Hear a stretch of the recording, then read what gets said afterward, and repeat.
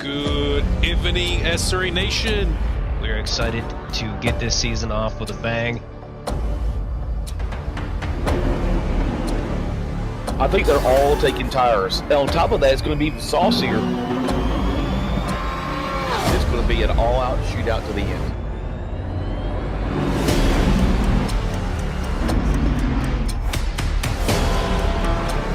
He's got line of sight on these guys. I commend you for the bravery. He's getting this close to the diffuser.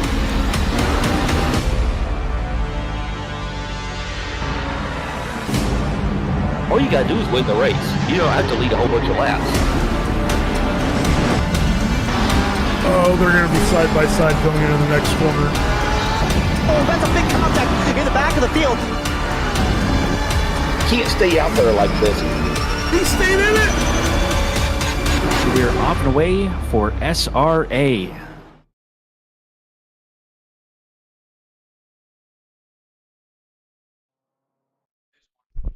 Hello, SRA Nation, and welcome to the 10th race of this season at a very, very, very wet spa.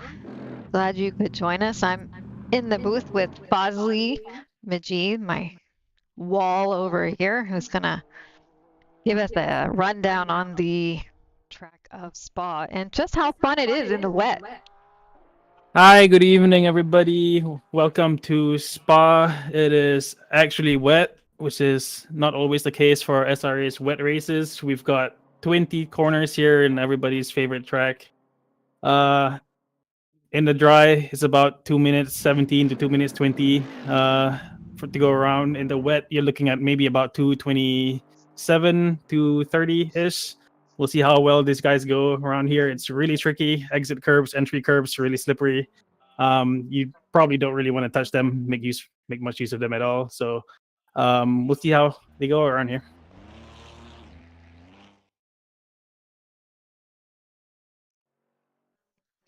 We're waiting for them to go out on their laps to get qualified.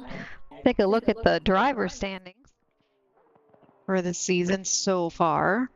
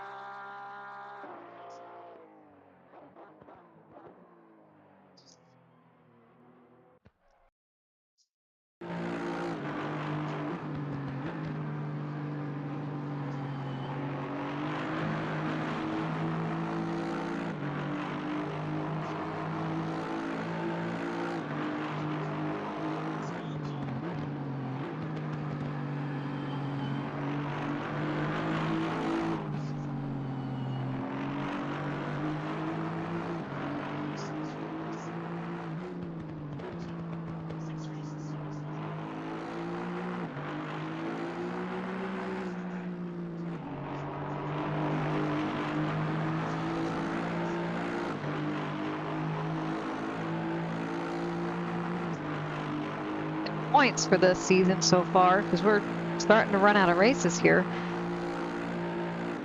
Team standings, we have number one is Doyle and Barty in the Anheuser-Busch Newport Cigarette Trojan with 603 points, followed not too far behind by Griffin on the Door with Philip Mueller and Thomas Olhausen. And they're being chased by the GRR Hoagie Hose, Whitting Jr. and Mike Gino for the top 3 spots. And then behind them, you've got Lunar, Lone Star, and Comic Racing. That looked like they are heading out for their out laps, or no, we're just practicing. We'll take a look at what they're practicing in this wet, rainy track. I think last night everybody's race was quite wet. Yes, at least in D1, it was very wet. Lots of drive-throughs, including for me on about last lap of the race. That was fun. Deserved it though. But yeah, it's probably going to be a really tricky session out here. So we'll see how well these guys can do, how they can cope with it. So practice session is ending right now. This should take over to qualifying in a couple of minutes. It looks like we've got a field of 27.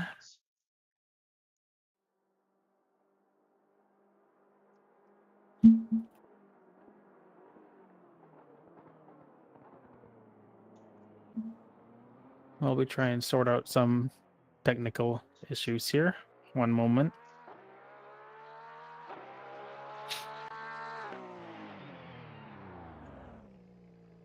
Typically, I'm not heard, but I guess I'm making up for it right now by being double heard.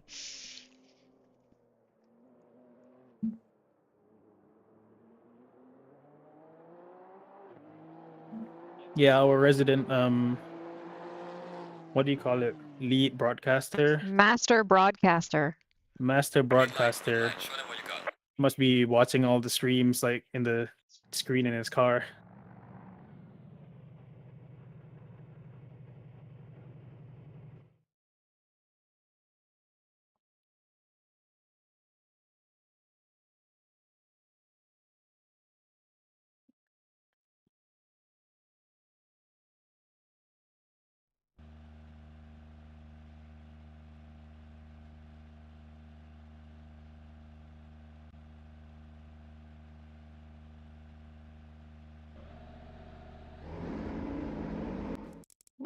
And the silver drivers head out on track now.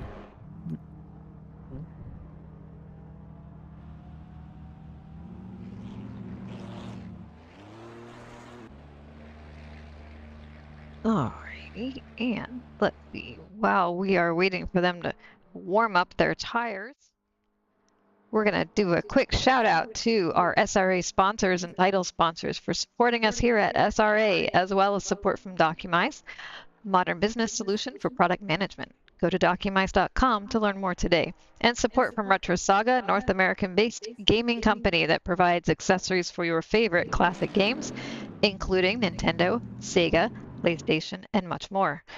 Enhance your retro gaming experience today at Retro Saga. All right. See their outlaps and how they're handling this. We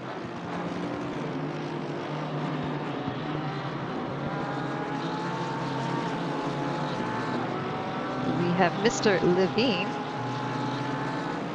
out here in the BMW.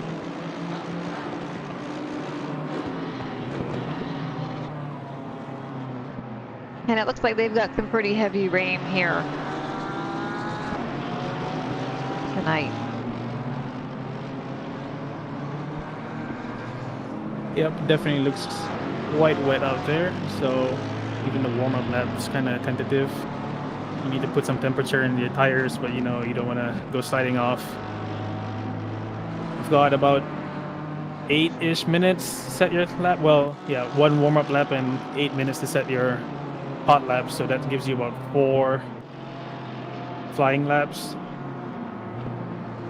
assuming you don't have to queue too long. So as they're coming around now to start the first flying laps.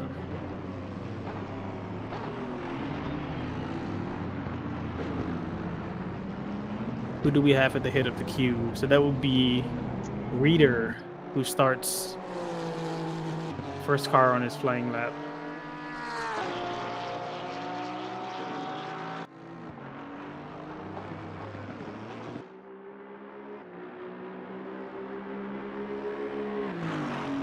It's coming down now to Eau Rouge and Radion's pretty brave the curbs. The Aston Martin seems to be taking it just fine. And what just happened there? Did we Mouse is lose? No, I think my. No, I lost him too. Oh, okay. No, okay, it was just he's there. That was weird. Let's hope that doesn't happen again. Yep. So he's just into the Lake Home sequence right now in Sector 2. There we go. Yep. Nicely done. Seems to be pretty confident riding the curbs. It's got that car set up really nicely. Nice double apex and Bruxelles, Rivage, whatever you want to call it. Down to no name. Avoid the curbs on entry. Making some use of it on exit, but getting a little bit of wheel spin. Spotting his braking point here for Puhan. Yeah, actually does clip the curb slightly on the entry. You don't want to touch the exit curb here because it'll just send your car straight off track. There's a puddle right here before the braking zone. He does it really nicely here. Keeps it tight to the right. Opens it up for the left slightly as much as he can. He wants to get on throttle as soon as you can. Straighten the wheel out so you can ride right over the curb without spinning out. Brake again here. There's a puddle that goes right across the track in the middle of the corner there, so you got to be careful. Slight lift here as you come around Stabilo. Normally flatten the dry, but you definitely have to do a lift in the wet. Now building speed up as he approaches Blanchimont. We'll see if he has to tap the brakes or... Yeah, it sounds like he does tap the brakes a little bit with a quick downshift.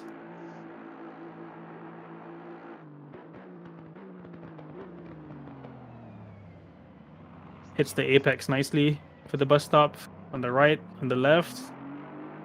Foot all the way down and run to the line.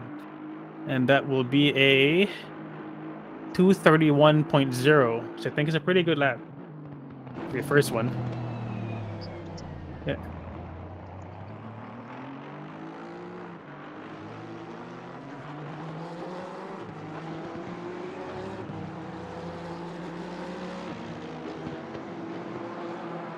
Yeah, Looper immediately follows up with a 230.2. And Harold behind them with 231.7. Smith is 231.8.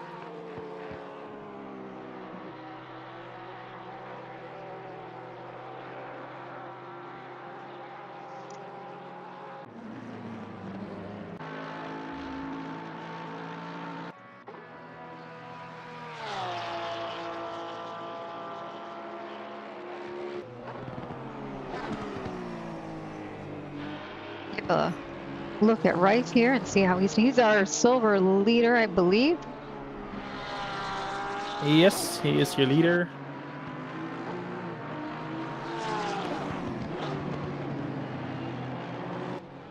Yeah, looks like it goes a little bit deep there in braking. It's a tricky enough corner in the dry.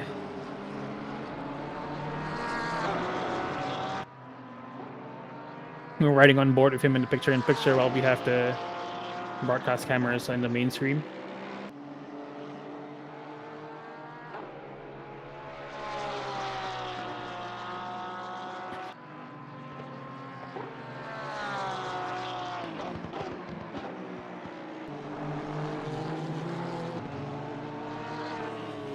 Meanwhile, Maxwell actually goes P1 for 230.1. Really good effort from him there. Looper behind is actually coming up to close his lap. It actually has an improvement of 0.8 and improving still. So that should bring him up to easily into provisional pole here, if he can bring it home.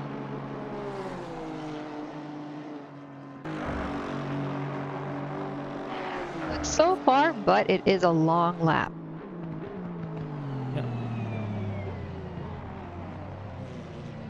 Yeah, Looper takes the bus stop really nicely. Looks like he hits the sausage curb a little bit on the left there, but should still be fine. He's almost a whole second up, so comes back 229.3. Great lap there. Very nice. Right, got his in, so his first lap in is a 230.6.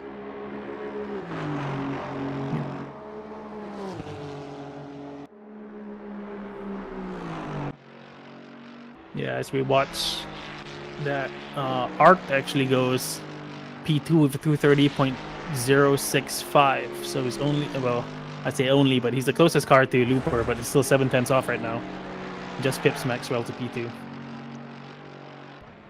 Now Williams' first lap in was a 230.25, is over 2 seconds over, or I should say under his time here, 2.5 seconds. So If he keeps this pace up and shaves a few off, then he'll be up there in those top contenders. And he is. Puts in a 229.3. P1. Oh wait. I think Williams does actually a 230.1. It's P4. Yep.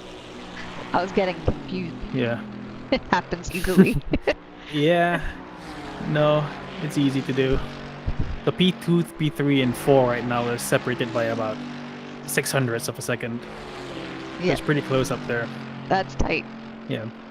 Yeah, most people are still improving up and down the field though. So Yep. everyone's starting out tentative, just wants to set a banker lap and then feeling out, see where the grip is, how much they can push, but they don't have much time left. It's just over 11 minutes left in this session, so about a minute left for them to finish or start the new laps. So this might be the last laps for some of them out there now. Looper is coming around to finish a lap. He's not improving right now, but he will get one more.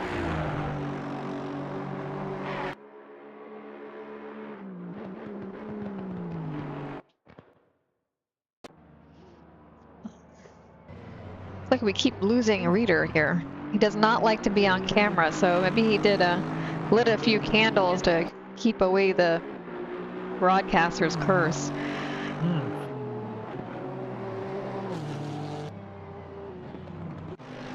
So right on board with Looper here in the picture-in-picture. He's just started his final lap. Just hooks it up around La Source, turn 1. Heading down now towards Rouge. All the way to the right. He actually lifts before entering Eau Rouge, early in the throttle up, ready on. Keeps it nicely within track limits.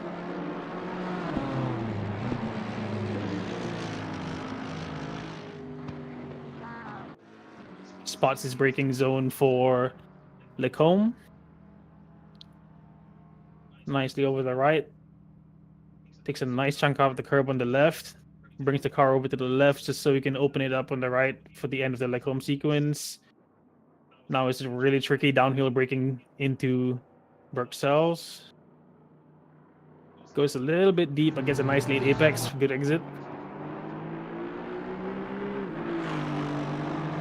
Yeah, really careful here on No Name.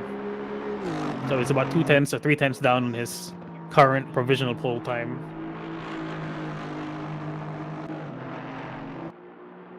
Takes Puhan here in 4th year. I don't remember seeing his name, so it looks like Looper hasn't really put much of a race in, so it'll be interesting to see how he does. We haven't seen much of him this season yet. Yeah. Yeah, he's looking good here. So there's only 2 silver cars on a lap right now. That's Looper, and a few seconds behind him is Reader. Looper is not improving at all. It's actually 7/10 down. Reader is actually half a second up on his time, almost. That would put him P3, or if he can improve a bit more, up to P2 maybe.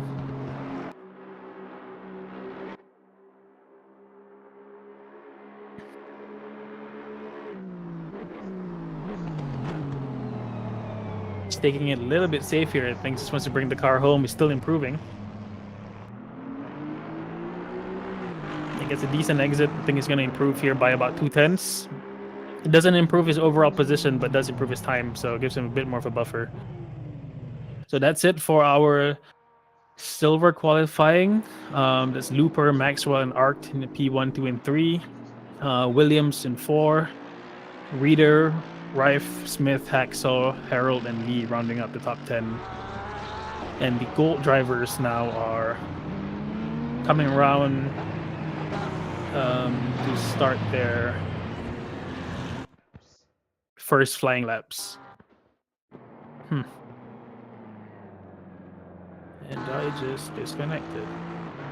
Yeah, I believe, if I can recollect right, there's been some troubles with the race control software, so we're gonna do our best. We'll just wing it. Yep. But if things get wonky, we all, at least we know why. Anyway, watching Andy Speed, who is our current first position for the gold overall for the season thus far.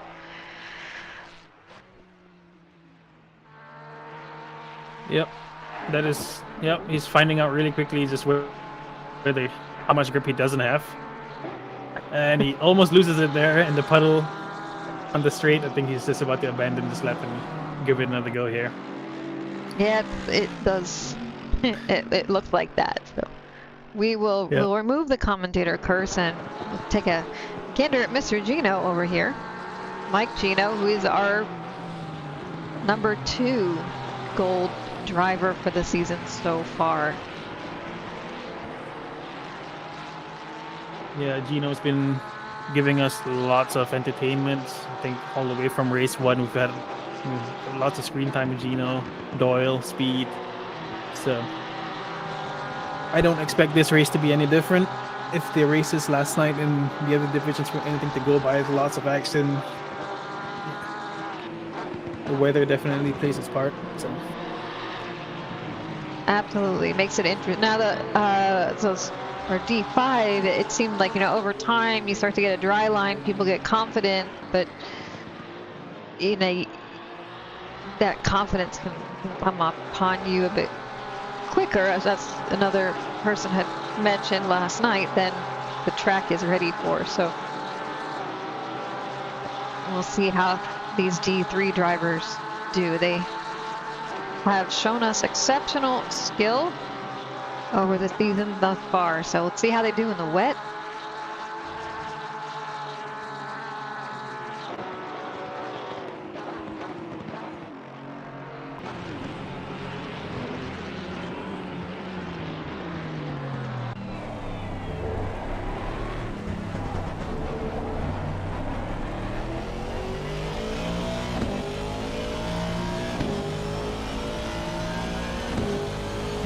We've got some of our initial times coming in. Top of the gold drivers so far is Jess Osborne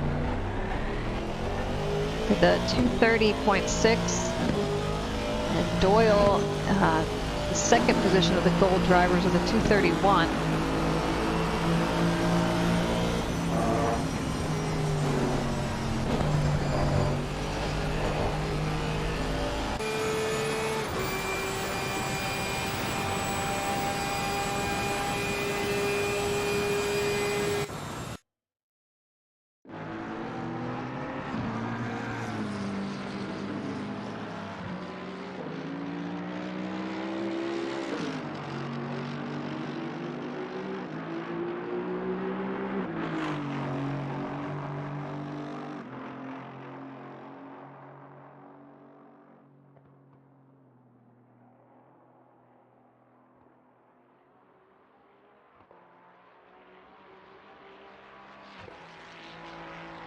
See your current fastest car on track, Jess Osborne. Still 1.3 seconds off Looper's time, so all the gold drivers still feeling it out. It's about half a second up in his current lap right now, so that should be good enough to put him up around P4.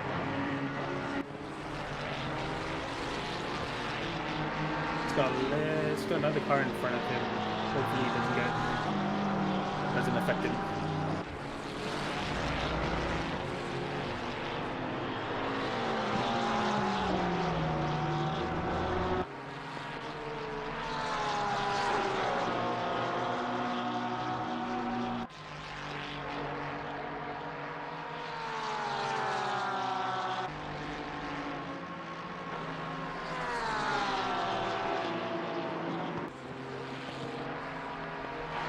Jess Osborne's on the flyer right here.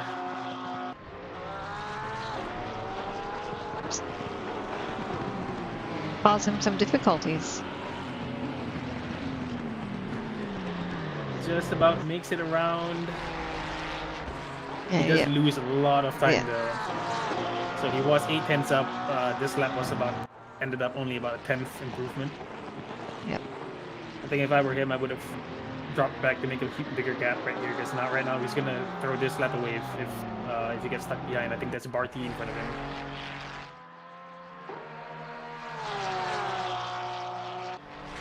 So it's 2 minutes left of the sessions. It's only about 1 or 2 laps left for everybody on track right now. So this might be just his last lap. Yep.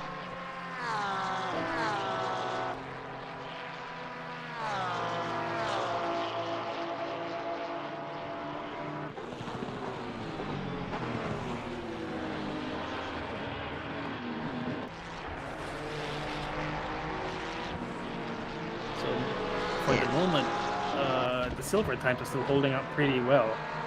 Off the gold drivers who are improving, they're not improving that much. They're not troubling the top few right now yet. So it'll be No, interesting to see how this ends up. it will, and it doesn't look like they're in threat of troubling those top few either.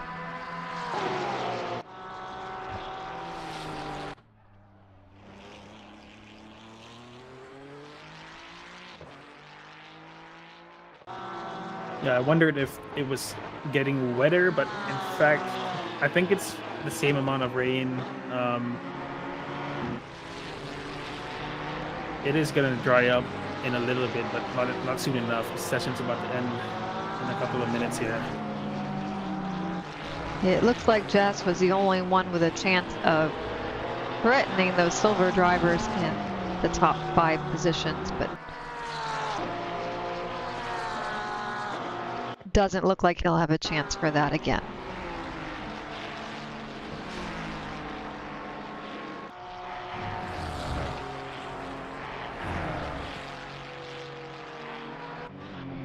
Yeah, this lap is basically abandoned for just 3 seconds off the pace. He's not going to make it to the line in time to start this lap. So this is his final lap. Maybe he'll just dive into the pits to practice his pit entry. No, comes around to finish his lap anyway. No, I believe Mueller was the last car across the track. Yes. Before the checkered flag anyway, so he's on his lap right now. So the top 5 positions still held by silver drivers. It's nice to also see that they're all different cars. Quite the mix up there. Oh, Mueller actually abandoned his lap. It looked like he went off. We weren't on him, so he can't blame us. I might have been on him, but I was looking at the Ah. timings. I must have missed that. It looks like we have now 3 cars out there Yep. trying to improve. So your current championship leader, Speed, is actually in P21. He is improving at the moment by about 4/10, but that's only good enough to put him up to, you know, P16, Yep. maybe. Yeah. And the drivers behind him in the standings, Gino's right behind him in P22, and he's done. Doyle is up in P12. He is improving slightly, but he won't even make it into the top 10 at the rate that he's going. So it'll be really interesting here. The silver drivers look like they have a real good chance in the race here. Although it's always easy to say that at the Spa, and you know, we'll wait until the first 10 seconds of the race and we'll see how it goes. And then you add in the rain on top of that. Yeah. Quite the mix. Sometimes some drivers just really do well in these conditions. Yeah, definitely. So Doyle and Olhausen, the only 2 cars still on track, they're coming around. Well, Olhausen's not on the vetted lap, and Doyle is not improving. So this seems to be your final positions right here.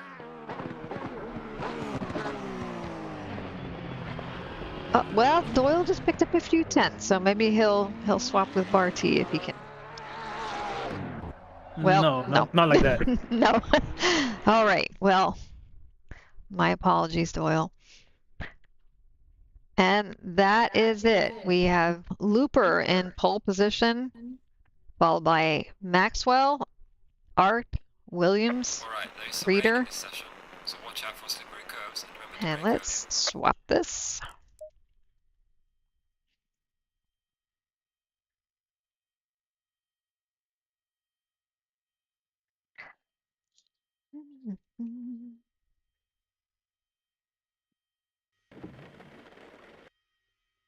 Take a nice look at these. So here is our pole position, Looper, and Maxwell, followed by Art, Williams in the Mercedes, Reeder in that Aston Martin, Mueller, Osborne, Reif, Smith, Olhausen. And that's not where we want to be. Let's look at this. We are Barty and Doyle. So looks like you have two teammates next to each other. Barty, Haxall, and Molyneux.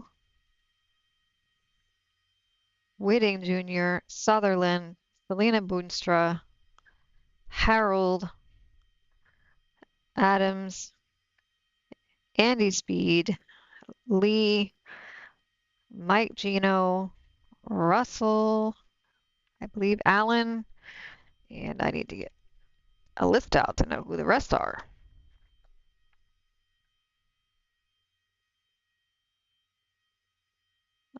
Wrong list. Johnson, Marvin, and Levine back there, rounding out the field for this very wet spa.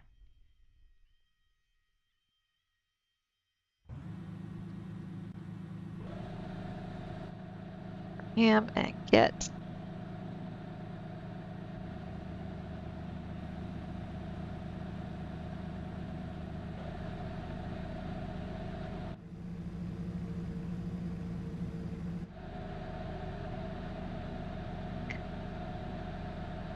Look at our field, and while we're waiting, we will give a thank you to our affiliates. We're starting. We're not going to do that yet. We will wait till another time. So, oh wait. No, we're not starting. This is our outlet. So yes, we will give a thank you to our affiliate, Track Racer. Experience redefined gaming with Track Racer's high-quality sim rigs and accessories. Use code SRATE at checkout to support us. Armamentario, a toolbox for ACC that will enhance your chance to win. Enjoy a fully customizable and enhanced HUD to change the way you experience ACC. AT3D Sim Shop. Upgrade your sim racing experience with premium 3D accessories featuring precision crafted magnetic shifters, sleek cable management solutions, versatile Dream Deck mounts, and immersive dashboard displays. Their innovative designs enhance performance and style. Elevate every lap with top-tier quality and craftsmanship at at3d.net. And go to Go Setups, premium esports setup for everyone. Use our affiliate link on our Discord and take your drive to the next level. Yeah, AT3D is my very own SRA's own Caleb Yarrington. Makes lots of really nice stuff. I use some of it. It's awesome. Definitely recommend.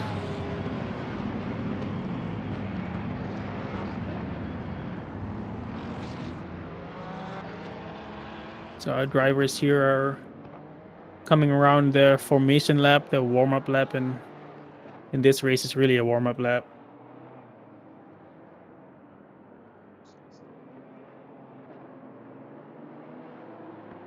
It's a really long warm-up lap. What are the temperatures we're looking at here today? I can't So recall. if I remember right, it was, I want to say, about 23 degrees. I might be completely wrong. Something like 23 air and 26 track. I'm just making it up. Just pretend that's what it is. We can't see it anyway, so. Comfortable and wet. Oh, 24, 28. Sorry, that's what it is. So, Okay. yeah.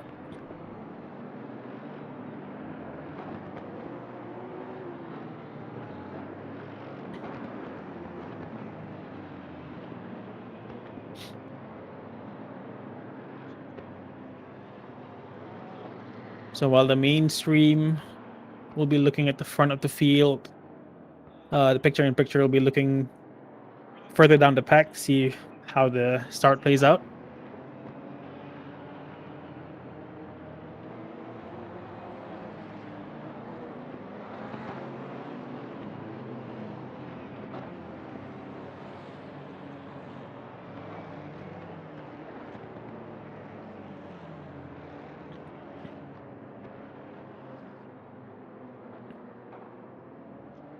Thanks for everybody in the chat who's watching with us. Hope you enjoy what's about to happen here. A lot of you probably already suffered through last night. Maybe you enjoyed last night. I enjoyed about 59 minutes of my last night.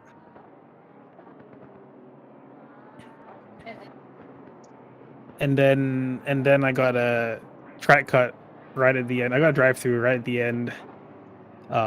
Literally where you're looking right now in Blanchimont. So it wasn't even on the exit of Blanchimont, it's on the entry. I was following another car so closely, and there was so much spray. I didn't even know that I was driving like off the actual track. And then that was my final cut, and I got a drive-through for it. So I guess, I mean, would have been fine if I didn't already go off 3 times before that, I guess. So it is what it is. The cars are coming around now. Last couple of corners before they start the race. So everybody's gonna make sure they're in their correct positions. We had in D1, we had Peter O'Brien, who was really rapid in practice and qualified really well, and he unfortunately started slightly out of place and got a penalty for it, drive through right off the bat. So that was really unfortunate. We never want to see that happen to anyone. So hopefully everybody can find their spot here. Pole position, it can be little misleading where you are, and definitely easy to misjudge that start and have that drive through right off the bat. Yep.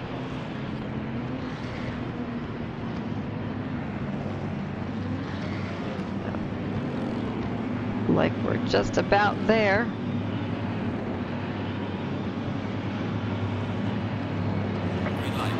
And there they go. Everybody's looking for their spots now. Nobody's going 3 wide up. Ready on. Looks clean so far. Everybody's being pretty respectful. The front slotted in to get. That's just stuff doing stuff. Yep. Front position slotted in right away. They didn't want to mess around going up Radion in this wet mess. So wise. Yeah, Looper and Maxwell get a clean start. Williams in P3. Williams actually moves up to P3 from P4 because it jumped on Arc. Further down the field, everyone's still trying to make their way through. Readers lost perhaps a couple of spots, I think. He's down to P7. Mueller and Osborne up to P5 and P6 now.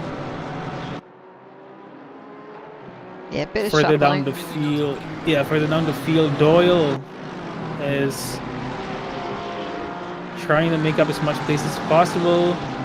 Everybody's still driving in a pack as they're heading down to Wuhan. You don't really want to go through there side by side in the dry, let alone the wet, but they're doing it. Everything looks pretty clean so far. We haven't had any yellow flags thrown up, so really good job from D3 as expected. As I say that, Doyle gets spun around and fixed, and that is messy. Yeah. See if they hit the right buttons. Yeah, that was a bit. I don't know. It's a bit hard to see who it was. We got a real time in the picture while replay on the screen up here. Yeah, but it looks like maybe. Yeah, I think it was just too many cars coming in. The there McLaren you actually. had one just slide to the side. One of the. Yeah, the and it gets cars. so messy. Yeah, once that happens, everybody else is trying to just take advantage of it. Molyneux throws a yellow flag up. Did he lose it at Blanchimont? He taps the brake and the rear goes out. Whoa. Does he keep it out the wall? He saves it, and that's a great save and a great dodge by everybody around him. Absolutely, that was impressive. Yeah, Barty's on a yellow flag. Barty's facing the wrong way. Trying to grab him, see what happens there. And Yeah. that's a terrible place No. to get knocked around. I can tell you from experience. Yeah. I was gonna say you should know how it feels. Yep. When you get spun around there, those guys coming around that corner, often they don't see it, they don't expect it. It's a terrible place to be. I feel for him. Yeah. Meanwhile, up in the front, so Looper and Maxwell forming a little bit of a gap here to Williams behind him. Williams who still has Arc right on his tail. Arc looking to get that third place. Doyle gets past Boonstra further down the field. So Doyle probably wants to move up ahead as much as he can right now. You know, early laps are always where you can take advantage if you're confident in your car can do it. So Yeah, it looks like that midfield is a bit tight there between Doyle, Boonstra, Speed, Lee, Adams. They're all within 3/10 of each other, or less. yeah, Boonstra is right on Doyle's tail here. And Speed is right behind her. So Speed probably wants to clear this pack as soon as he can. If he can. Looks like Lee might have had a little oopsie.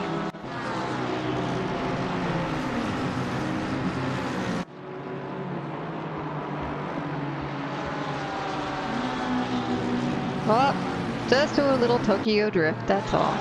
Not too bad.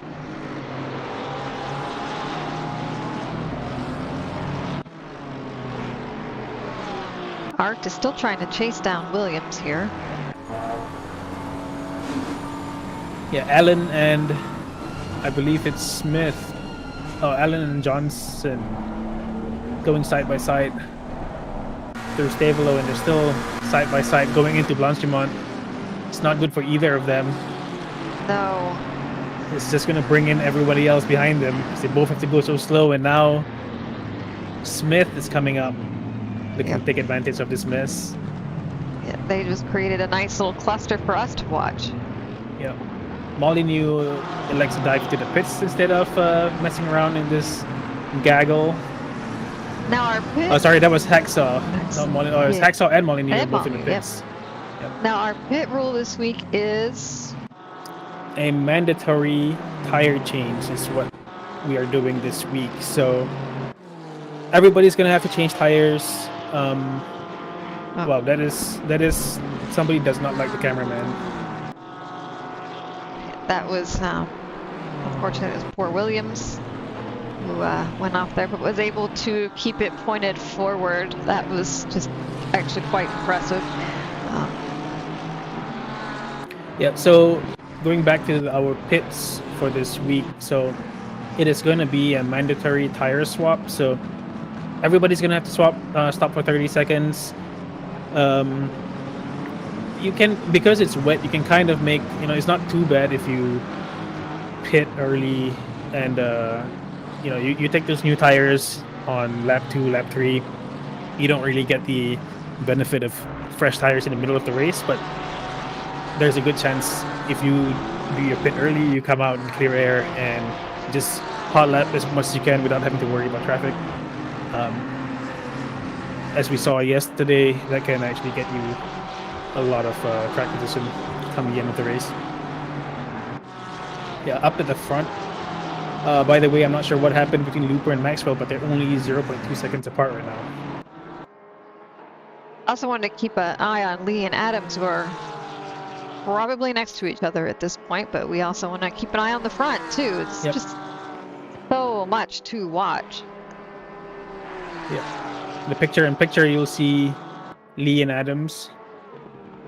We're running on board with Lee. They're just making their way around Stavelo right now. Yeah. And you've got Marvin right behind them trying to take advantage of their battle. And Marvin actually gets ahead of Lee, as you see there on the outside coming into Blanchimont.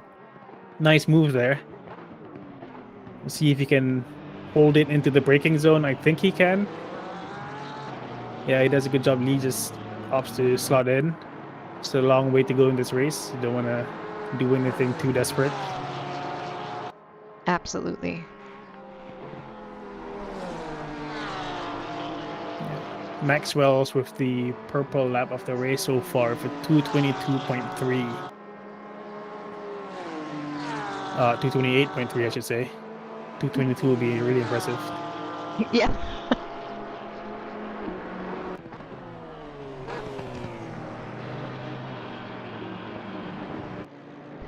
Yeah, it looks like Maxwell's really looking to keep some pressure on Looper here.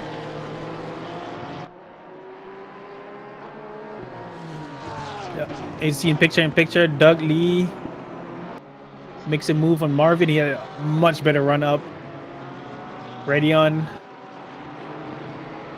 As they go in side by side, almost into like Doug Lee actually clears Marvin.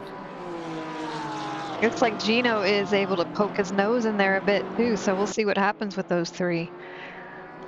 Looks like they might be giving us lots of action tonight. Yep.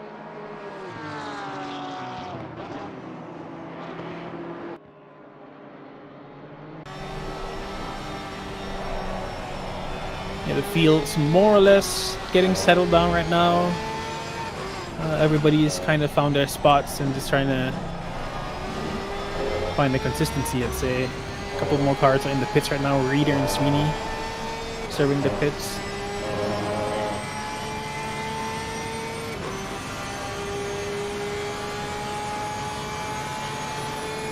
I don't know if Maxwell's really driving without his wipers or not, but yeah. That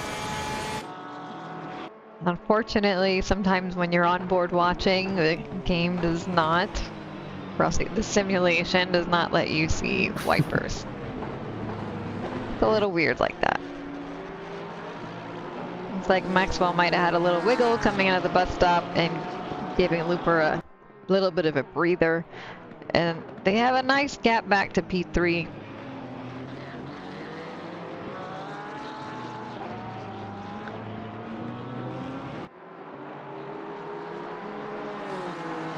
Looks like you got a little bit, well.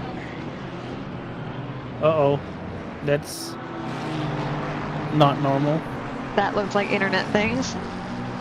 Yeah. And not the kind we want, but it looks also like nothing bad happened because of it. Yeah. I think that was just us. Yeah. So Whitting and Doyle looking to do some brave things.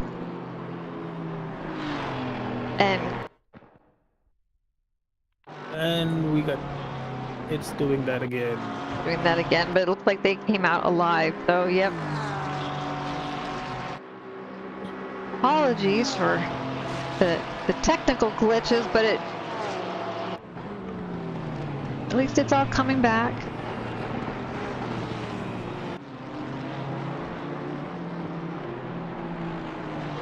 Yep.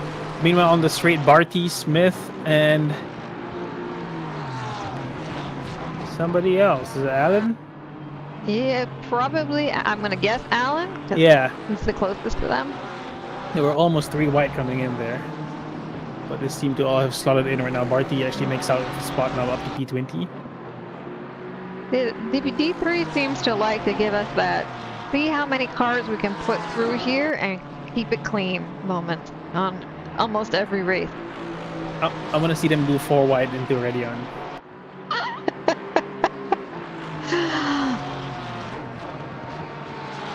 If anybody can do it, D3 can do it. I agree, definitely.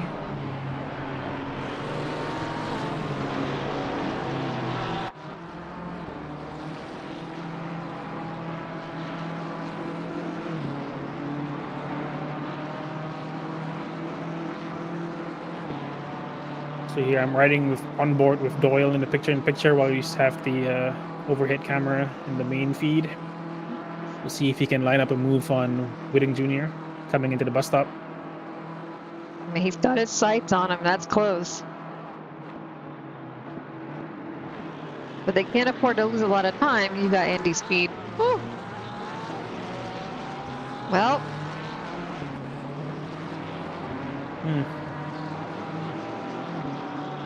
That's a lot of dancing.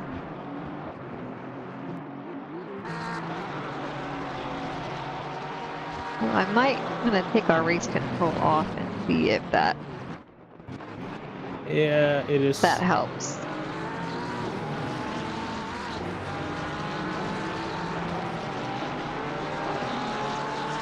Yeah, I think it's recovered now.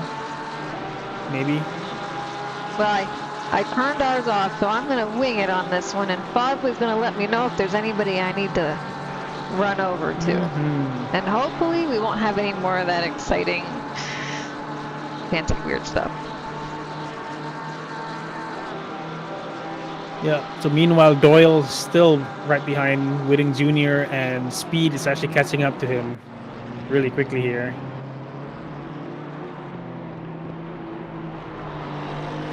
Yeah. Speed and Doyle, of course, fighting for. They have a good chance here at getting the Division 3 championship. So looks like my attempt at fixing those little glitches is not working. Everyone's really drifting here in the rain.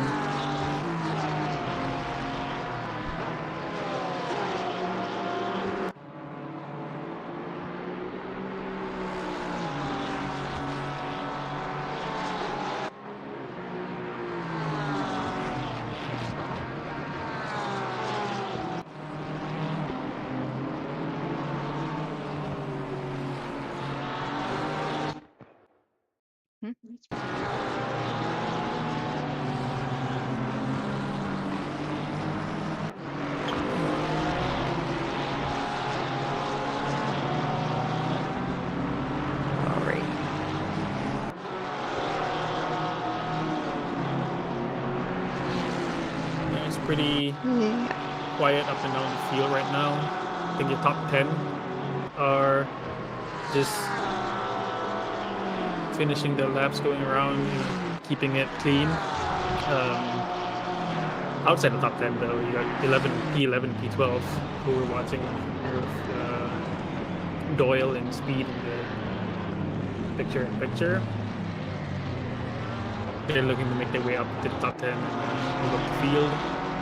Further down, Reader is the leader out of everyone who's pit, so we'll try and keep an eye on him and see how he progresses.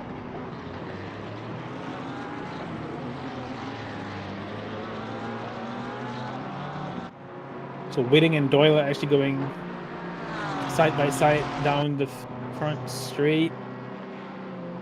Doyle actually clears him before Radion, so saves them that trouble. We'll see if he can pull away now that it's clear of him. Speed's going to want to try and follow through.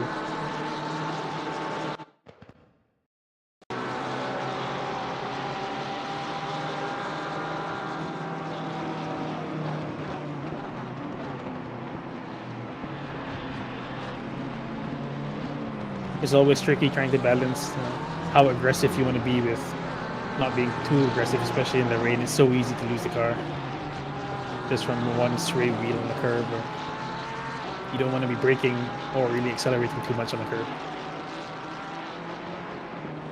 If you're too used to taking those dry lines, braking on the outside curbs, entry into Pujon and stuff, it's so easy to just slip back into that. Meanwhile, Gino is in the pits.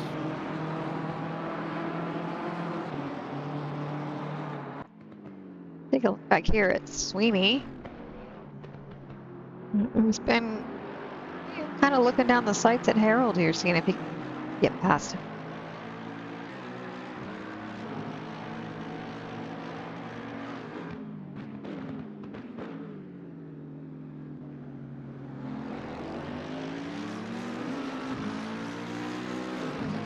So Reader has cleared Gino. Reader started the race in P5, so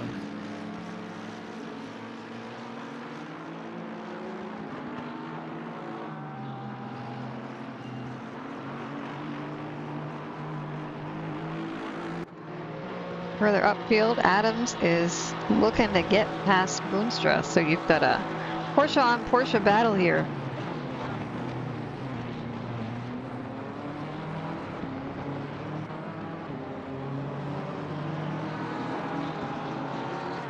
yeah, it's always a little bit tricky when you're driving the same car as the one you're trying to overtake, because you have the same strengths and weaknesses unless you've got a completely different setup. But I don't think that really applies in the wet.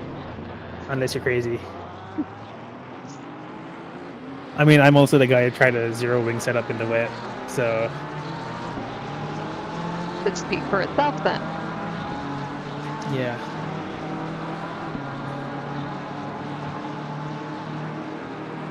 Hopefully I didn't make you a different kind of wall.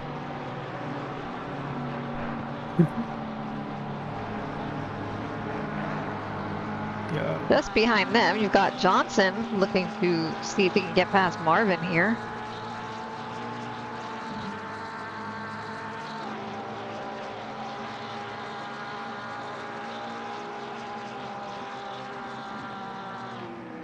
Yeah, it's taking a slightly narrower line, making sure the car in front can see him.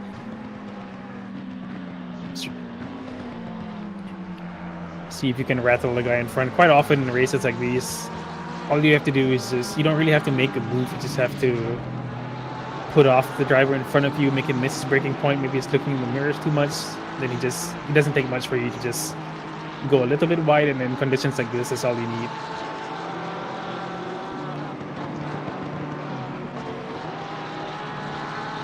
Really change positions in the back.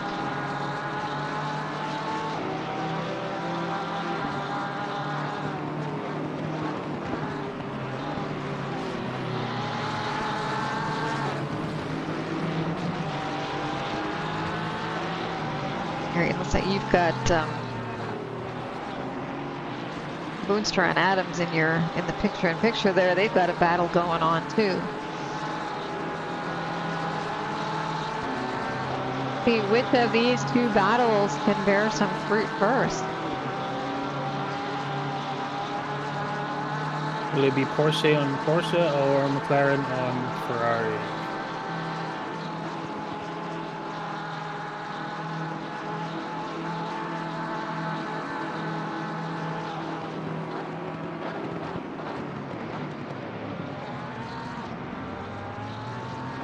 Oh, as we see behind the picture-in-picture, somebody goes very deep in the bus stop. That is not where they want to go. It looks like Johnson's going to see if he can make a move on Marvin. Goes around the outside of the bus stop, which gives him the inside line for Las Torres. If he can keep it, which looks like he can, he's going to have a compromised line here. We'll see if Marvin can have a better exit. Maybe a better run up the hill, but I think from in my experience yesterday, the McLarens are really good going up Radeon, especially if you don't follow track limits. As we see here, but he made it stick. Yeah. And you can afford to do that once or twice, just not 4 times. Yep. Just don't do what I did in the middle of the race, and I don't know how. I just my mind went blank, and I just tried to take Radeon flat out in the medium rain, and that didn't end well. I kept it out of the wall barely, but Oh, yeah. you got to give it a try once. It looks like Maxwell up front has caught back up to Looper after having given him quite a breather for the last several laps.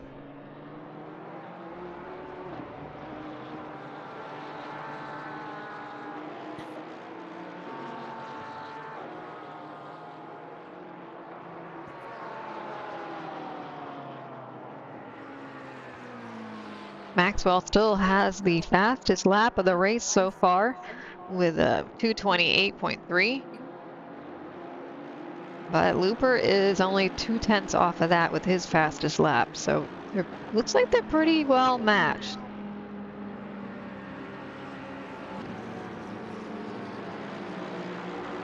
Yeah, the fastest time in qualifying was a 2:29.3.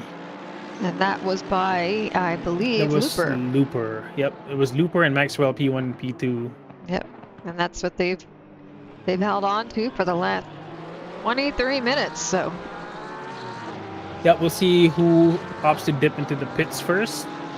It's usually a little bit better when you're taking new tires. It's a little bit better to take it a little bit before the halfway point, so you can make more use of the new tires with a lower fuel load. As we see the battle we were following between Adams and Boonstra. Adams actually opts to dive into the pits, doesn't want to waste any more time battling. Tries to undercut. I would be surprised if Boonstra doesn't dive to the pits in her current lap right now. Try to cover him off. We'll have to keep an eye on her and see what move she decides to make there. Meanwhile, looks like in the back, Gino is coming up on Harold.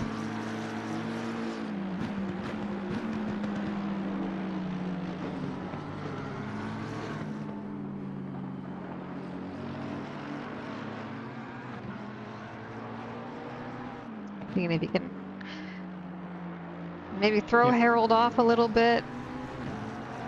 Yeah, and in the picture you have Gino's championship rival Doyle also trying to make his way past Sutherland for P9.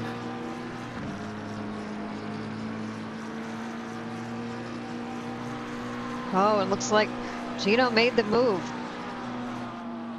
and it's gonna stick. Maybe Harold got a bad exit there. Yep, and he gets another bad exit. He's gonna have to lift off or even brake if he doesn't want to get a track cut there. You can't do that too many times. As we see Doyle send it down the inside of Sutherland and makes it pass into Fania, fifth path, whatever you want to call that corner. Tracks to walls, been so many names. I call it whatever I want. That turn. It's that turn. The one where you don't want to use the curbs on the outside too much. Maybe. Yeah, Doyle has the move done and complete. Boonstra, Selena is actually still out on track. So I'll be curious to see how that plays out after her pit stops. If who was it that she was fighting? Adams? Yes. Yeah. So it's like we'll Williams went into the pit, Olhausen went in the pit. Yeah, I think now is the time to do it. Yeah, and Sutherland. Looks like a lot of them are opting now. It's almost midway, just a bit before. Selena dives into the pit. Marvin's into the pits as well. I think a lot of them going to be diving in this lap of the next, if they haven't already. So it should be really busy in the pit lane. Cars on track going to be sure, going to be aware of anybody coming out in the next couple of minutes. It's going to be busy. Absolutely. Of course, the cars coming out the pit lane also have to be really careful. There's a puddle right on the pit exit, right where you speed up, and there's a kink in the road. It's exactly where it's waiting for you.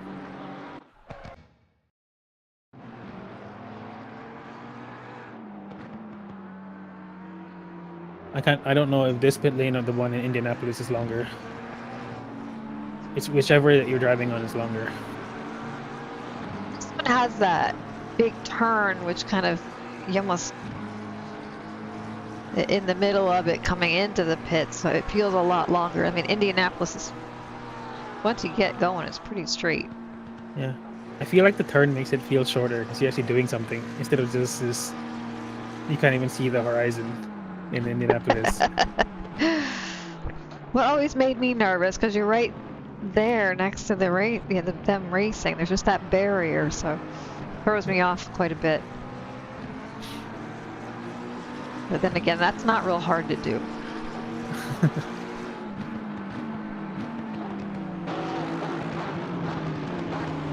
Not too many battles at the moment. Yep. So Selena just finished her pit stop. She's leaving the pits right now. She's gonna carefully make her way up this hill. She actually stops her car. I hope she didn't accidentally turn it off. So she stops her car. Adams has cleared her. Adams is gone up the road. So he's several seconds up the road. Selena's actually lost a couple more places, it looks like, having to do that stop. And as you see, she comes out right next to Bar T. Has to navigate that tricky puddle, but everything's fine, it seems like. So she's hit down and she'll just push on for it. Try and get the best result she can. Her teammate Jess Osborne's still running up in P5.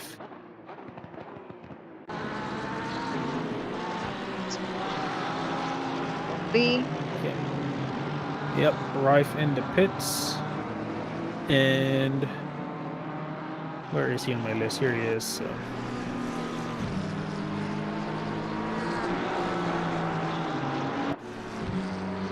I mean, they're pretty spread out. Just a few handful of people who are close. Gino and Adams, and then not far behind them, you've got Barty and Harold.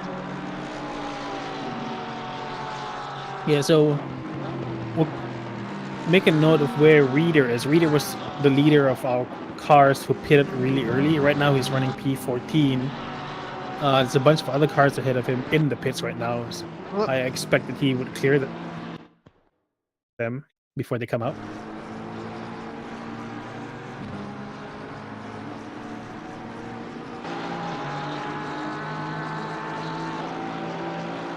Like Barty was coming up on Harold and went off a little bit, and Selena has now caught up to them. So you got Harold, Barty, and Boonstraw getting clumped up.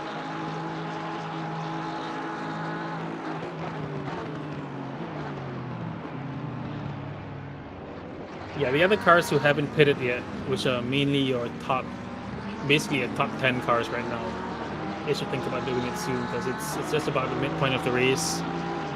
Not much to gain by staying out on tires that are you're gonna have to replace anyway.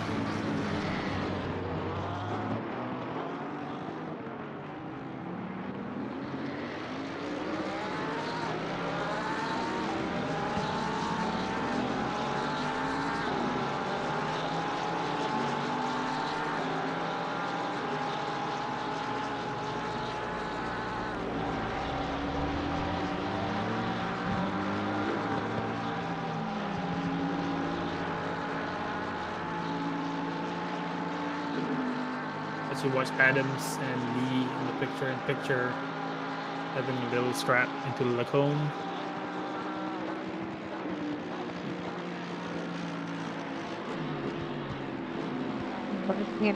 Into Lacombe, just behind them with their little battle going on.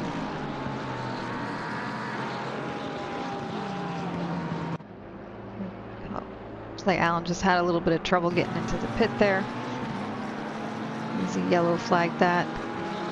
Yeah, I wonder if he even intended to go into the pits before that happened. He might have just sent him in there. Well, I figured that would be nice, and if that was the case, we won't put him on the stream.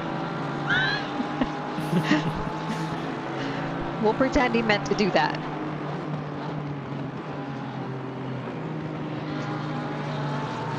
So right now, these are the two closest battles, Lee and Gino for 18 and 19, and then right behind them, Harold and Barty battling for P20.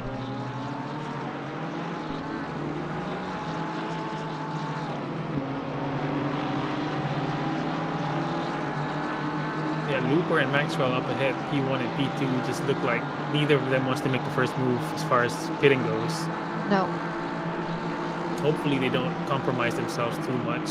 They've got quite a healthy gap to everybody else behind them.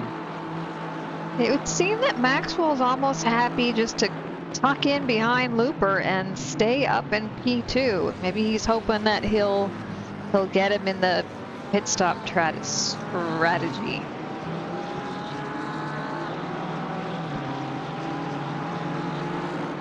Yeah, we got 3 more cars in the pits right now. There's Doyle, Allen, and Johnson.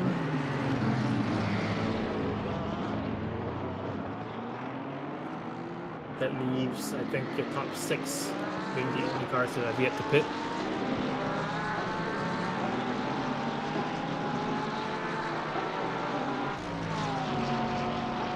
Yeah, the lap times are still pretty good.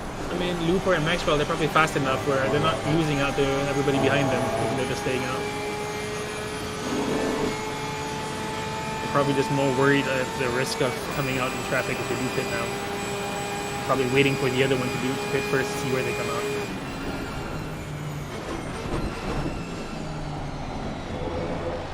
If I take a look at the top 4, their last laps were all within about, what, 0.3 of each other. Yeah. So.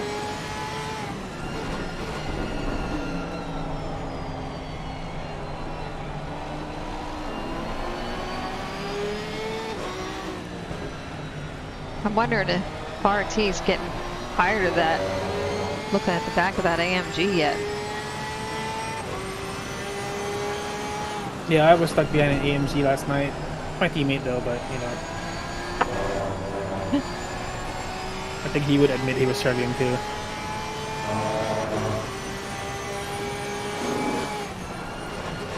The AMG is good at something, is throwing up spray, I tell you that. Take a pop up to the front where Maxwell has again caught up to Looper, who looks like is maybe getting bound up in some lap traffic. Yep.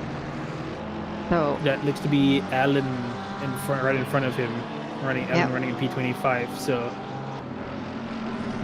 now, will he decide to pop off and pit so he doesn't have to deal with it? I definitely would. So it looks like he's really lost a lot of time on this lap A here. lot. And Maxwell's really been able to close that gap. Yeah, if I were Looper, I would dive into the pits, or if I can clear the blue flag right now and try and box Maxwell in, make him lose a bit of time. It's not always the easiest thing to do. You never know what the blue flags, you know, how well they're gonna cooperate with your master plan. But he lets them both through.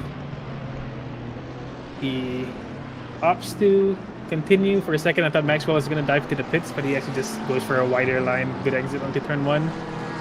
And they go around again. And Looper was able to hold that lead. And even create maybe a little bit of a gap there, not much. Back here we got Mead and Lee exchanging places.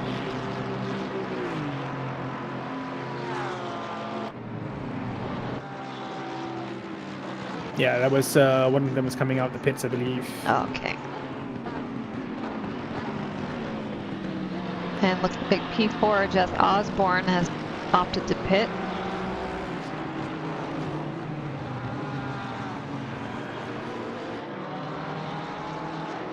I think there's a first drive-through of the night that goes to Bar T. Is that for track limits? I guess so. I don't think it's for pits, for speeding or anything like that. That's unfortunate for him. It's really easy to do here. I would imagine we're going to see a few more of those by the time we're done tonight.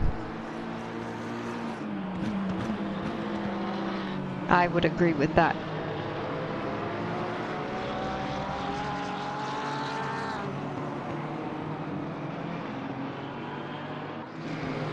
See how the Johnson is looking at Boonstra now.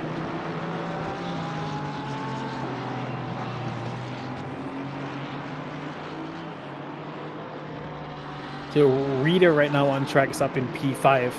Just to remind you, he was the first car to pit. P5 is where he qualified.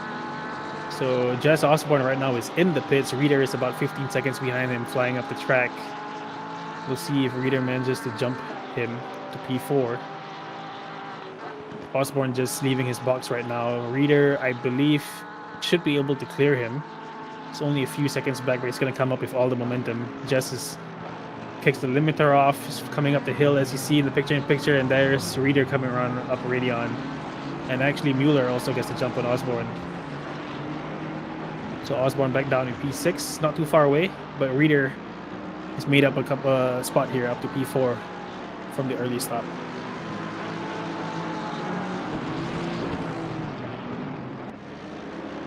So Reader is currently about 85 seconds back from P3. Both of them at the same time. Here's P1, P2 in the pits, and P3. So all of them electing to go in at the same time. Probably the smart move.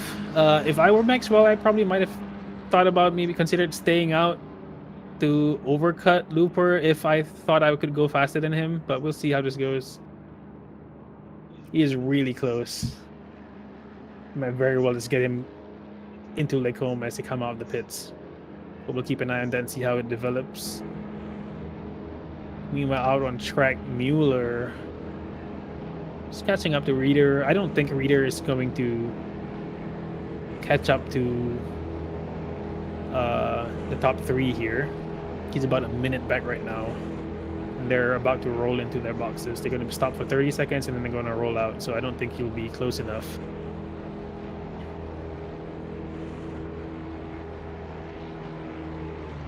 So both cars are in their box.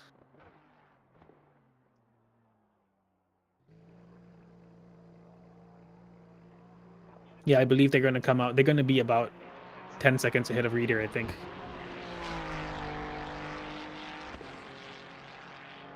The Reader, you can see in your picture-in-picture of Mueller right behind him. He's got a big enough gap where he doesn't have to take any defensive lines, so he can just push on. And your top 3 now are... They're off. Yep, off the jacks. They're leaving the pits. Reader is not far behind. He might come close up to Arc actually here. Oh, as Max Looper hits the wall on the way out. Yep. So Maxwell was able to flip past Looper on the exit. Yep. And Looper hits that puddle as well and loses a chunk of time. Has a huge slide, huge moment there. That must be a heartbreak. Maxwell got out of the pit ahead of Looper.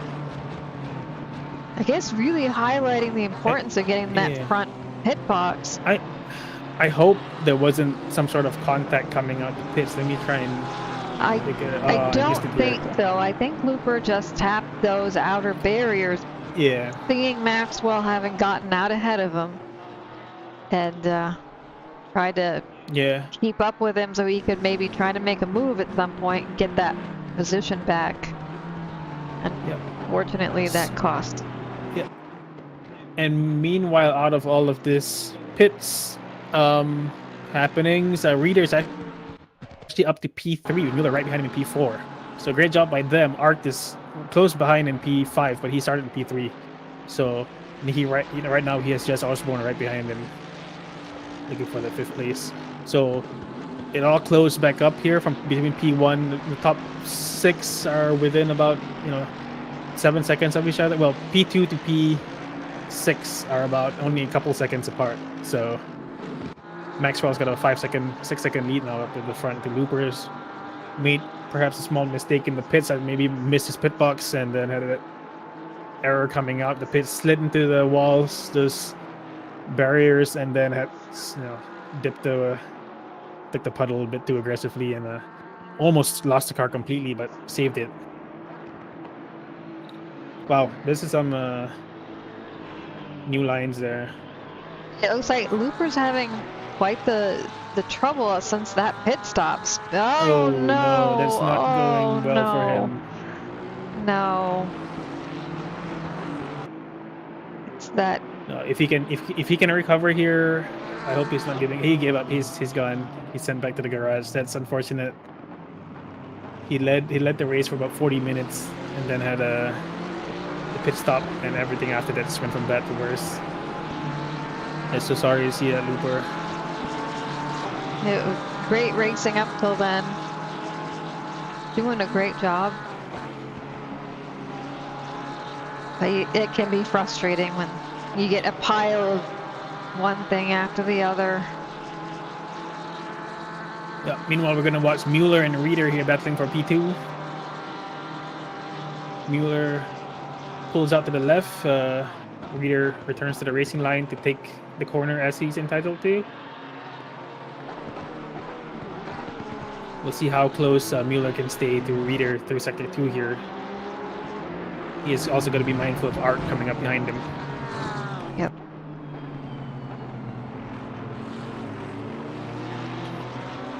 Not much further back, we have Doyle and Sutherland.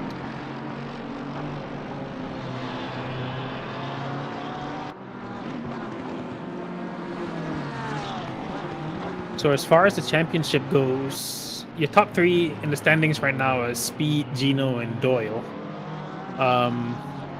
And as it stands, Speed is actually in P15. He started in P20, but he's up to P15 around. Gino is right behind him in P16.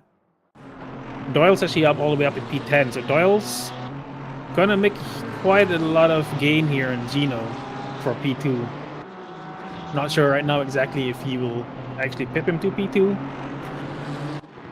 Definitely closing the gap though. We've got a 20-point gap at the moment prior to this race. Make a move on Sutherland here.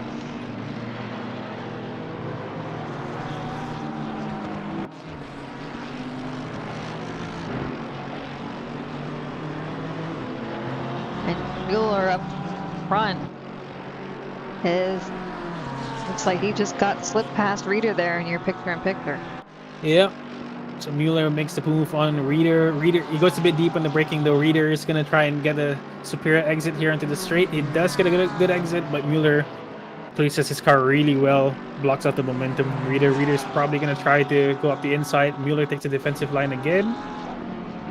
Reader is going to back off early. Mueller goes really deep, and they're going to go almost side by side. Reader is probably going to opt to slip in behind. He's going to be careful. His arc behind him, just waiting to pick up the scraps here.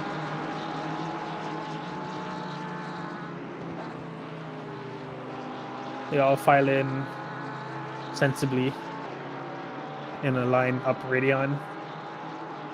Arc also has got Jess Osborne right behind him. Jess looking to get a great result here if he can make something happen. Secure P9. See if we can hang on to that one. Yeah, it looks like he got a good exit out into out of turn 1. Got a good run down to Rouge and Radeon. And it's like a little bit even further back. You've got Molyneux and Selena really battling it out. The race control showed a couple of position changes there. Plus Johnson right behind. Whoa, that is a tight line by Selena. Just keeps it planted. It looks like it's right on his bumper here. Absolutely. There is little to nothing on our. Yeah. And just ahead, it looks like Speed may have gone off. He's been yellow flagged for a bit. It does look. Let me get a replay of that. Selena and Molyneux and perhaps even Johnson behind all come together. Absolutely. I think, slightly here. So we see what happens to Speed here in the picture-in-picture. We've got a replay. Perhaps he just loses it coming into the corner. He goes very deep into the braking zone. Looks like it locks up his rear. It's really easy to do there. Yeah, that's unfortunate, but yeah, no damage done other than to his track position, so he can just carry on a couple of spots, but he's fast. Well, race control. Okay. It's race control thing, but back to Boonstra, Johnston, and Molyneux. They did the courtesy of not changing positions while we were looking away. Well, meanwhile, in the picture-in-picture, Selena's teammate Jess Osborne outbrakes Art's great braking maneuver into the final corner and gets that 4th place. Immediately on the defensive, though, he had a compromised exit. Art goes for the outside into turn 1. Jess holds the inside line. Takes a nice line. Doesn't go too wide on the exit, although we'll see who gets a better drive here. I don't think either one of them wants to go side by side through Radeon. They're just going to lose out to Reader in front of them. Reader is probably hoping they do.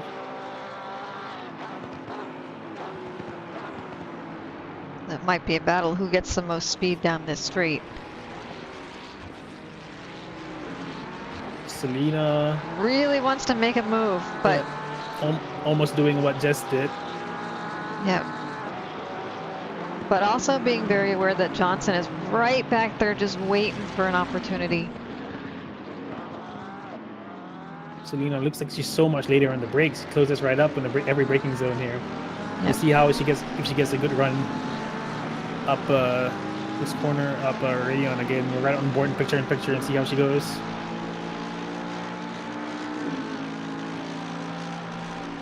Barely a lift, it sounds like.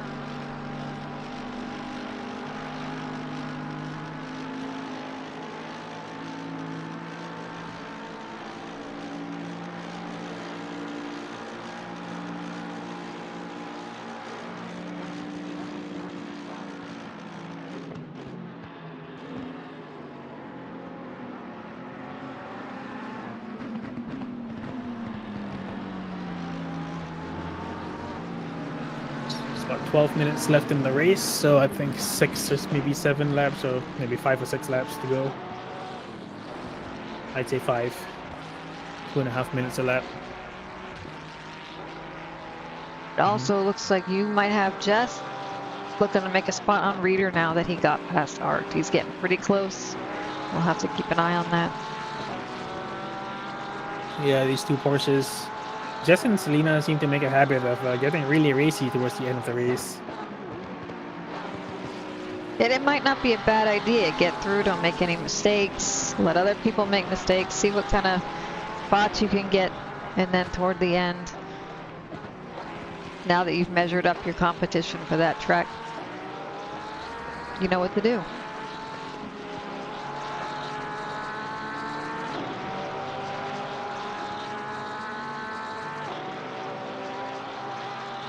But it looks like Looper, Harold, and Barty are all sitting in the pits right now, so...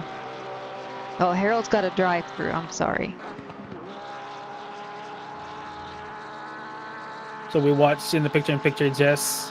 He was almost pushing Reader through already on. He had to lift up, back off there. Lost a little bit of momentum. Being patient for now, but we'll see how long he can stay patient. 10 minutes to go here. Yep.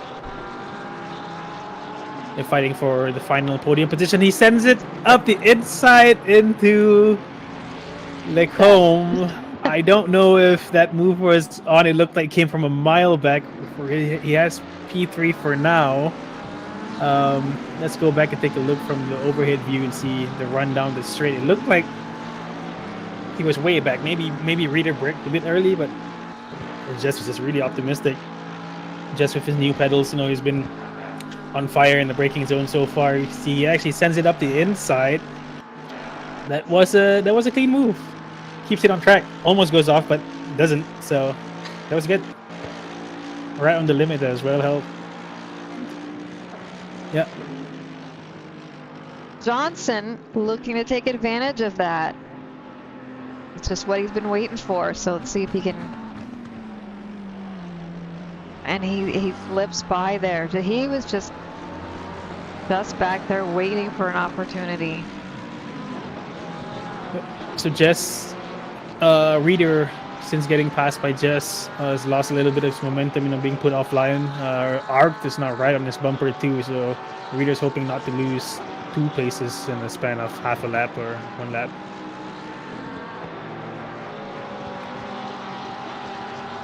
So you have a couple, unfortunately, it looks like Selena has managed to obtain a drive-through in that battle.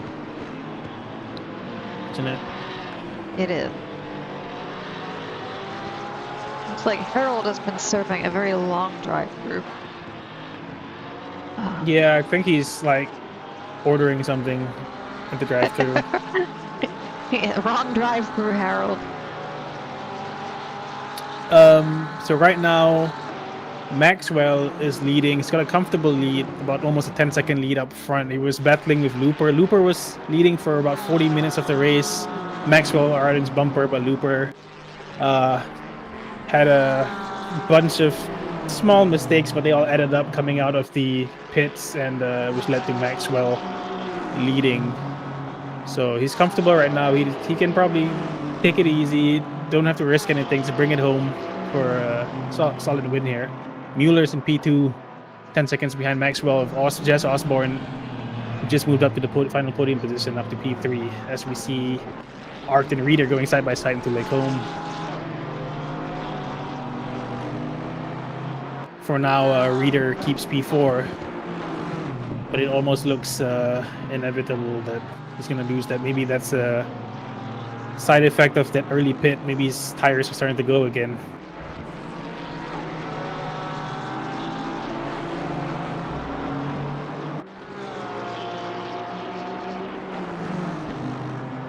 Now, on a side note, let's see.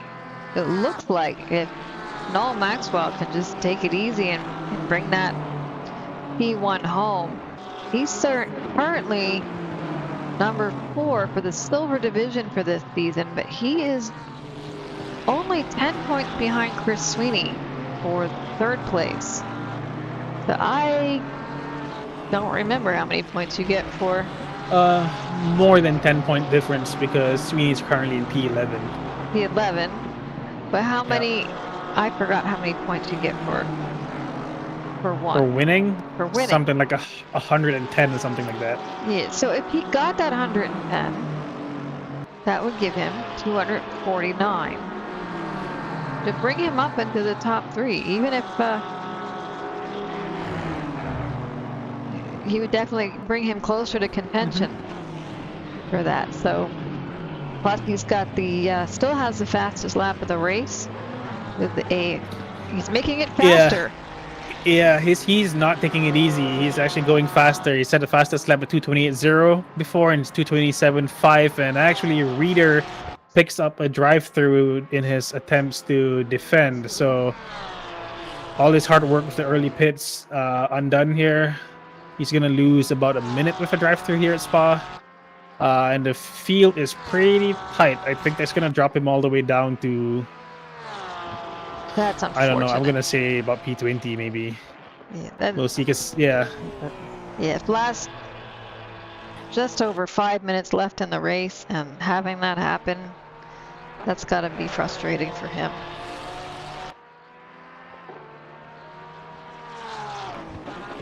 Yeah, as we see in the picture... Molyneux seemed to be a huge moment that Blanchimont went sideways, caught it though. Threw up a yellow flag for a moment. I think the stewards were a bit preemptive. She just saw him coming around sideways and thought it was something big was about to happen.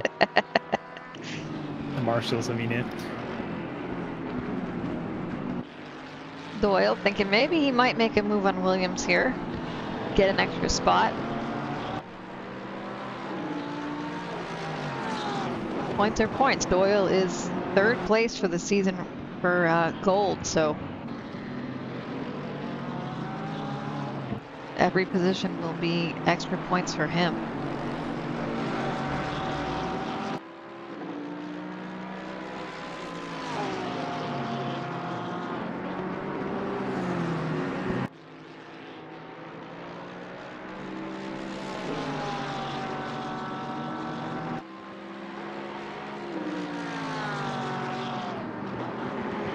And no, that's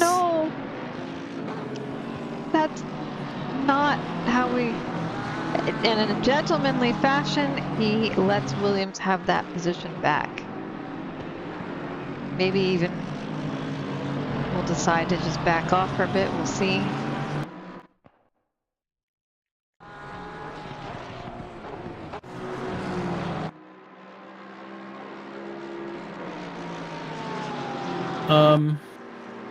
Did I miss something? It's just Osborne. Oh no, my race control is broken again. Okay. Yeah, it's been a little wonky. Okay. But we're rolling with it. Yep. Like Williams took a very defensive line in there, or went a little deep. Giving Doyle another chance to maybe try to get past him. Yeah, Doyle tries to make the move around the outside. There's a switchback coming in. Behind them, there's contact between two cars. Sweeney and Whitting Jr., is it? I don't know if but you want to... as we see Doyle and Williams. Williams, yeah. Thinking better about going side by side.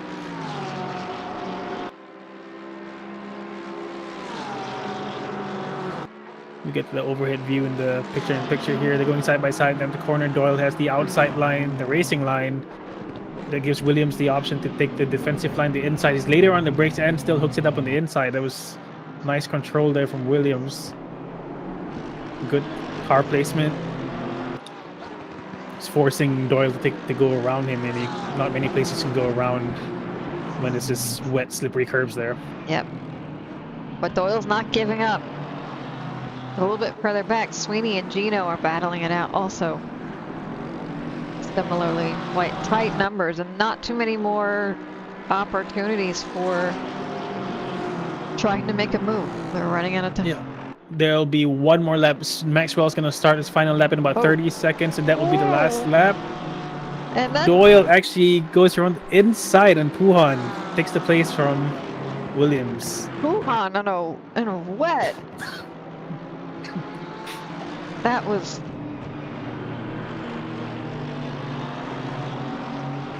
impressive.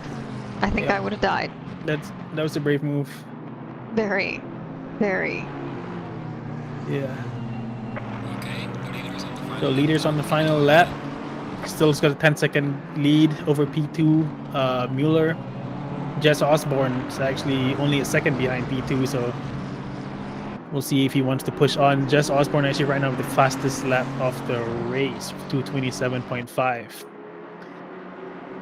It's really coming alive here. Low fuel, fresher tires, and probably just the prospect of a excellent position here. Gino just hoping he can slip by at the last minute here.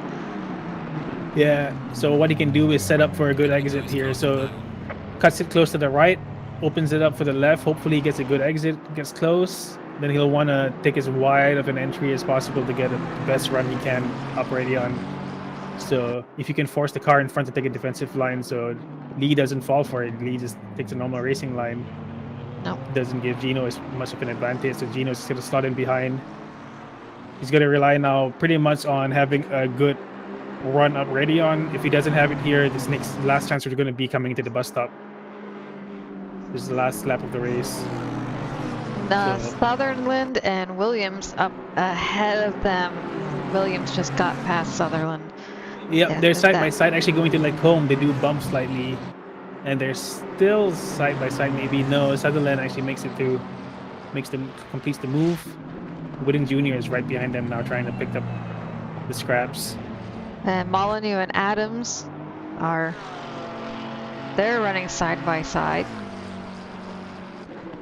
Coming in there. Oh, that height.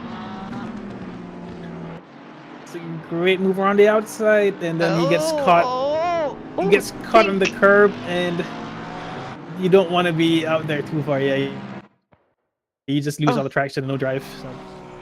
Yep. So meanwhile, Maxwell coming around Longchamp now. And then Gino and Lee, and looks like Sweeney's caught up to them, hoping that maybe he can take advantage of this. They'll give him an opportunity.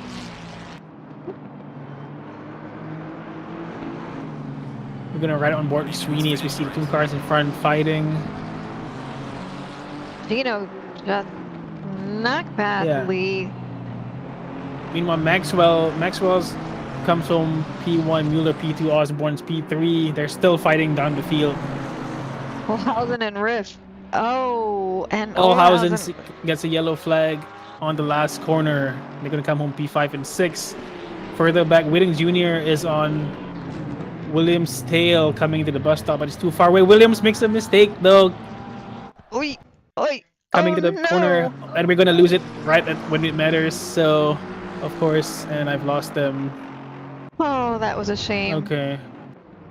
Gino's coming around the final corner. He seems to hold off on P11 of Lee. Sweeney right behind Lee by 0.1 seconds speed, right behind them. Championship leaders speed finishing P14. Johnson and Adams having a tight finish together, bringing in 15 and 16. Followed by Hacksaw Allen. It's like Reeder, Smith. Coming around the bus stop. Finishing that up.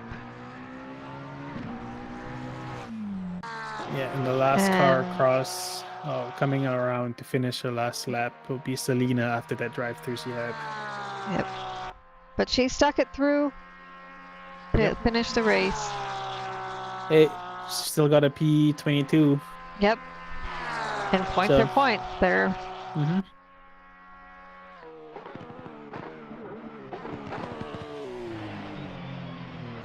Yeah, so Jess Osborne, Selena Boonstra for Lunar Lone Star Comic Racing. They're at the start of this race, they were sitting in P4 in the team championship. So Jess with the P3 here, and Selena's bringing home as many points as she can. This will actually might be really valuable points come the end of the season here. They're not too far away from even P2 in the standings. Absolutely. So some really exciting moments on there, and looks like there will be quite some movement in the driver and team standings.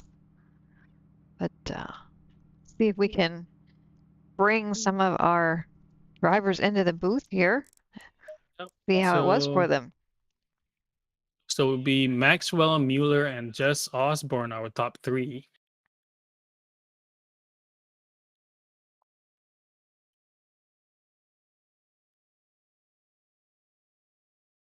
Let's see.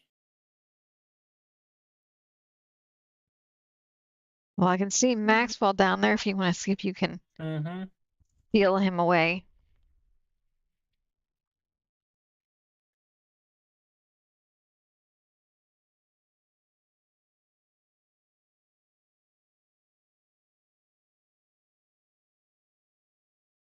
I just shoved a nuke up my pussy. I'm so sorry. I think you earned that one. Hey Maxwell, that was a great race. It's Fazli and Stephanie here. You had a really awesome race. You were following sticking on loopers bumper. You seem pretty comfortable there. How would that go? Yeah, I knew it was really quick on fresh tires, so I just waited it out.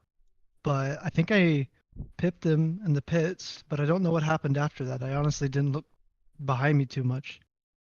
Yeah, it looked like he had a little bit of a contact with the wall coming out the pits, and then slid at a big moment with the puddle right on exit the pit lane. So yeah, gave you the buffer.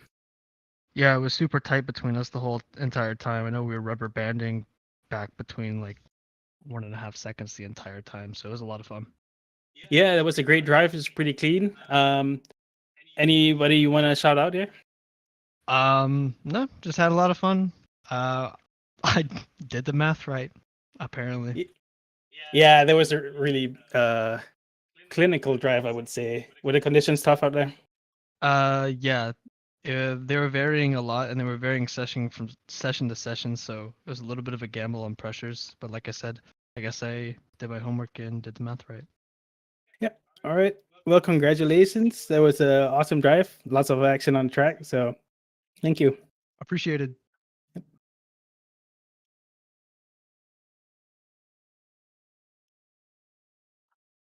right. We'll try and get Mueller.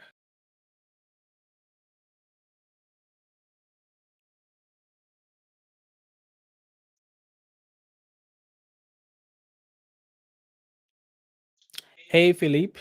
Oh, hello, guys. Hello, this is Fazli and Stephanie here in the commentators booth. Yeah. Congratulations on P2. How was the race? Scary, constantly. I mean, yeah, we survived. I mean, I guess the most interesting part of the night was qualifying, right? Yeah. I mean, the whole starting out super dry. I mean, normally the golds, we get the better qualifying, right? Because the track gets grippier as it goes and we get to set better times. But it started out super dry and just got wetter from there. And I was like, man, I feel like I'm driving so good. Why am I qualifying 6th right now? But yeah, it was just the weird, it got rainier as it went. Yeah, definitely. It was quite interesting to see that top 5 in quali was all the silvers and the 5 different cars too. How did your car feel out there? It's hard to tell. I mean, being a lowly D3 driver, you know, the setup chat, which, you know, shout out to SRA for having so many awesome members. You know, you get guys like Dan Cran and Tim Flamger talking about how they're driving around in the wet with 4 TC. And it's like, what?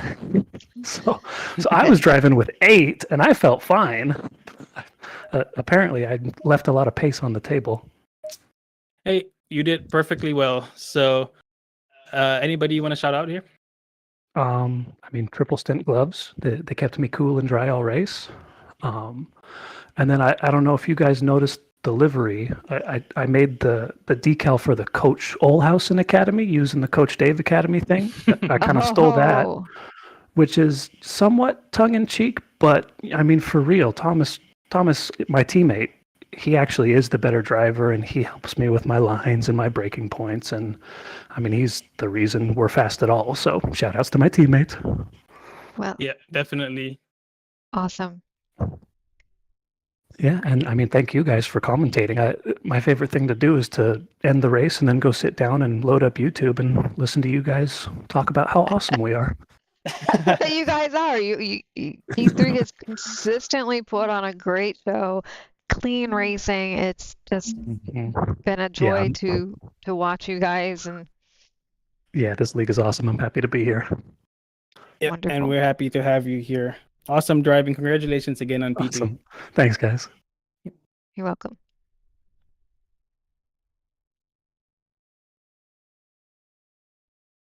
And we'll have Jess Osborne up here. I'll move him up to...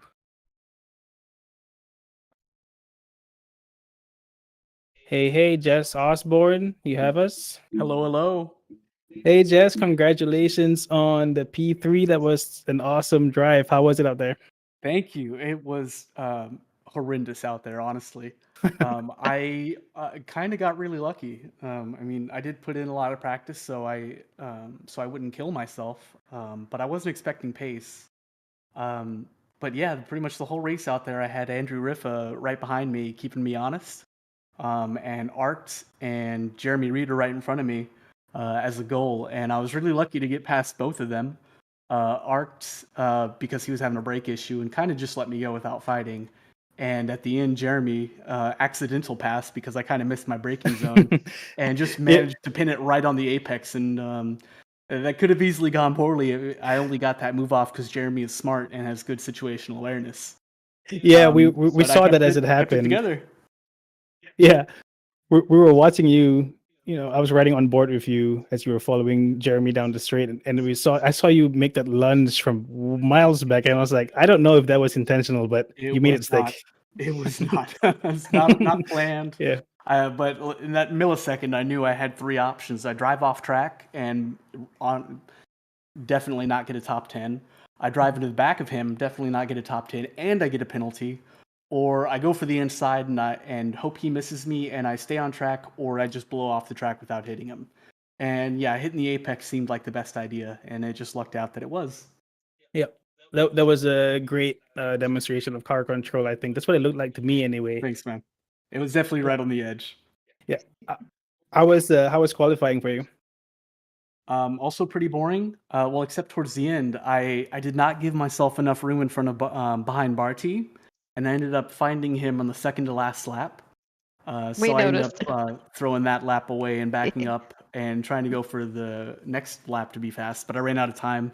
I was only like 3 seconds away from crossing the line and getting an extra lap. We were watching you because we saw you. I think your delta, you was something like 2 seconds up or something stupid Not like that. Not quite big, but I had 2 or 3 tenths left to pull out for sure. Yeah. I think that would have been good for one spot. Yeah.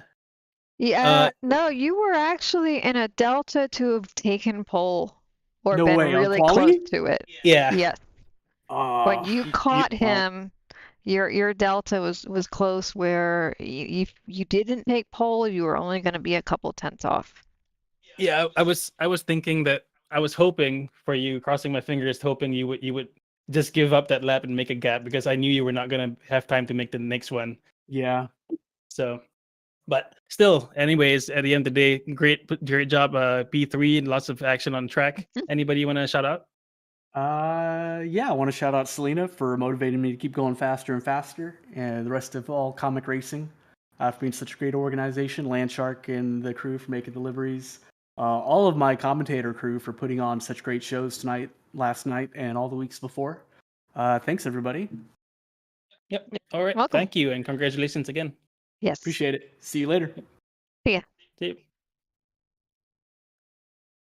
All right. Well, that will wrap up another exciting night of racing here at SRA. We hope to see you again next week where we will be racing at the new Red Bull Ring track. Yep. Thank you, everybody. Thanks for joining us, and we'll see you next week. Good night. Night.